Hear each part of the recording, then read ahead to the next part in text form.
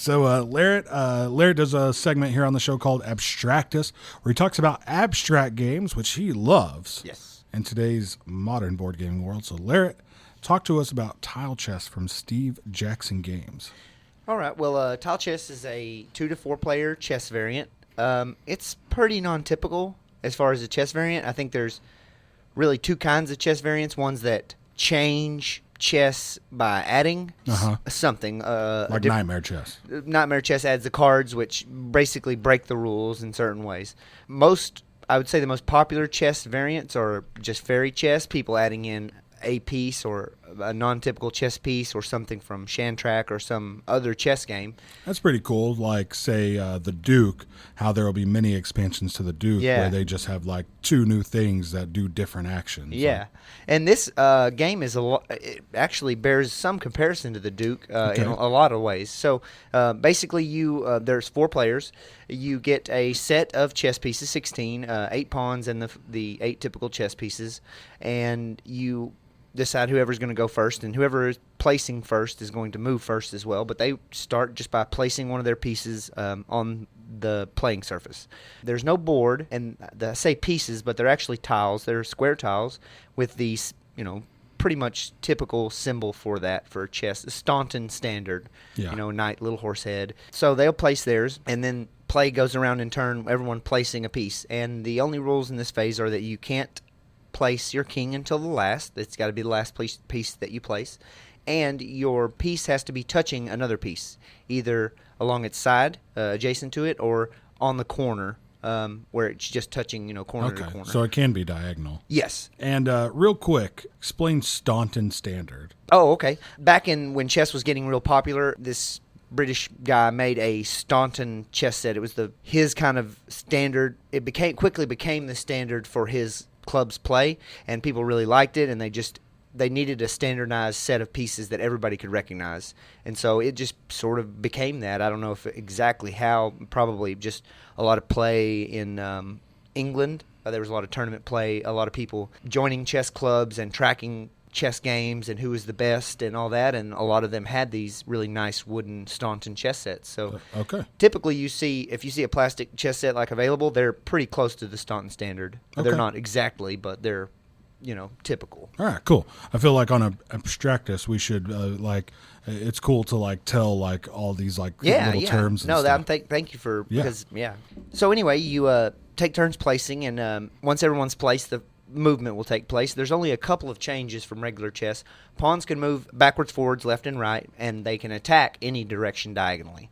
So there's that. They're just basically opened up because the mode of play requires them to be able to move all directions, or it would be very, very difficult. Okay.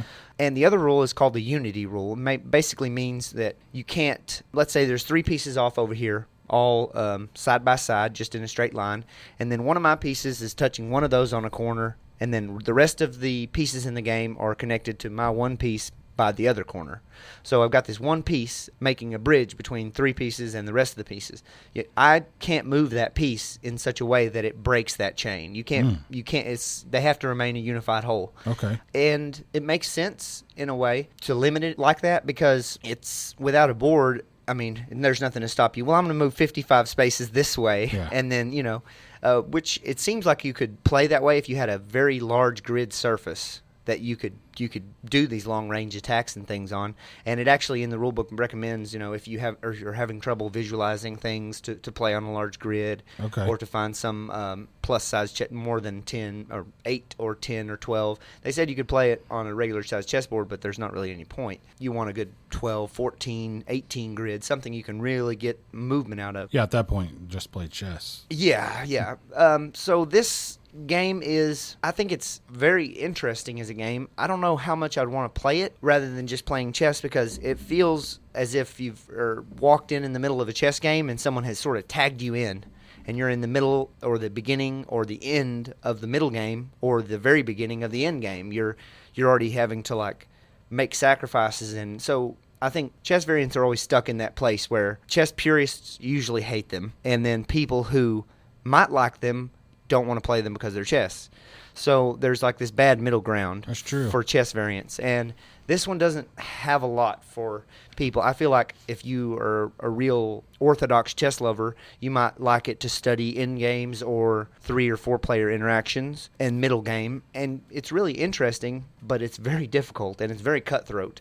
If you're planning when you're placing and you're playing with someone who's not quite as good at general strategy of chess, you're going to trash them. And you're probably going to do it quickly and brutally. Really? Yes, and it's not always the experienced person. Sometimes just by the nature of the strangeness of it compared to normal chess, you're going to get caught in those situations too. But there's definitely a big skill gap between me and everybody I played. Okay. But, I mean, I had played, twice before I played with the last person. But mostly, it's very difficult to make sure you maintain all of the main extra rule, the unity rule, and still make strategic moves that benefit you isn't always possible. Sometimes you have to take a piece dying so that you can move this piece so you can get, back into the game. There's a lot of interesting blocking that doesn't happen in chess.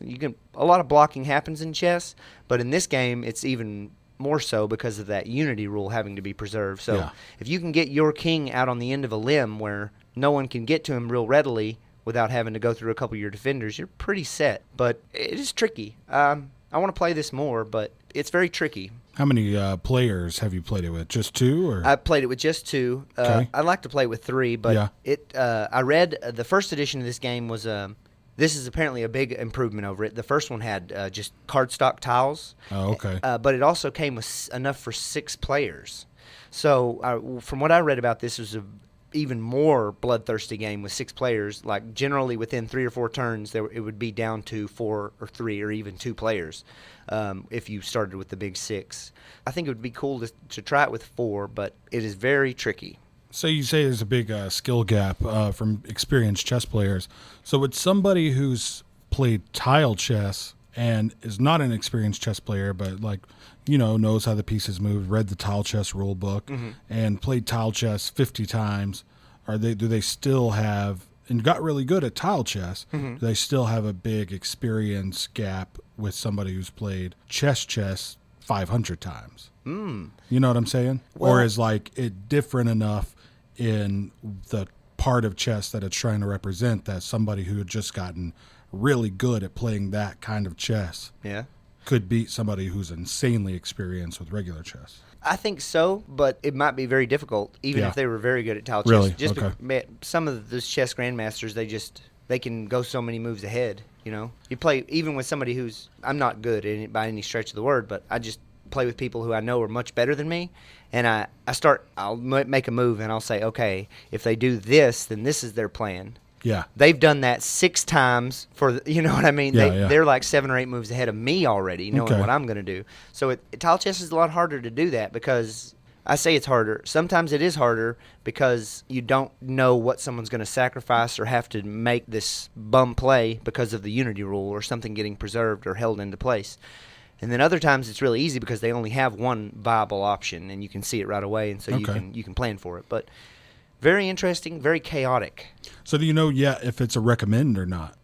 It's so hard to do these chess games. Yeah, or even the Snapgammon or whatever. Yeah, okay, so let's have a dual front, because you already said is it good for someone who really likes chess? Will they get any enjoyment out of getting to practice their chess skills in a new environment? I think so. There is some stuff that could be learned from chess. Because regular chess is tied to such a small board and a limited thing, I think you could really, by expanding the mechanics in this way, you can get some really wild games going on where you're playing 3 feet away from this other guy.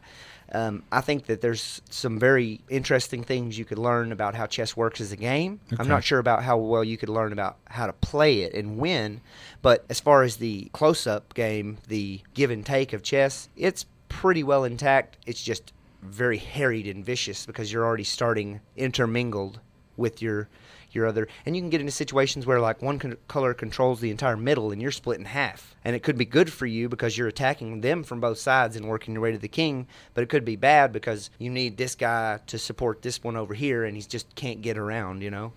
So does it sort of take away the tactical nature of chess and make it more strategic? Or yeah, I think it does, because a lot of chess play is set up. So you set up, you're building these things, you're responding to what they do, but you have a strategy you're going for.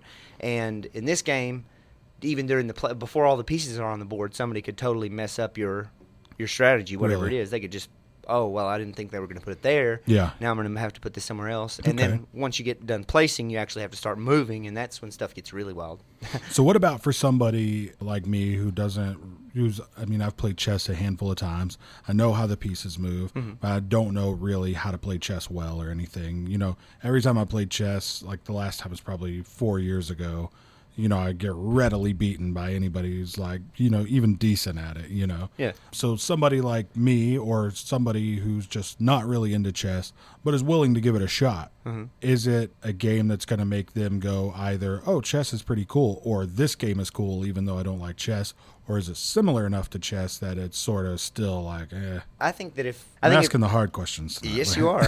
If most people's difficulty with chess is that it's a deep thought sort of deal. You're thinking. There's a lot of thinking and planning, and well, now my plans all changed. I don't like that thinking stuff, Larry. Well, I know you do though, because you play like these crazy heavy Euros. It's just a different kind of thought process. Sure. It's like you don't have the theme, or it's very bland looking. Yeah, it's more of a like it's in your mind. What you're all these. Yeah. It's all abstractions. I get you. And it's so hard to put that into a.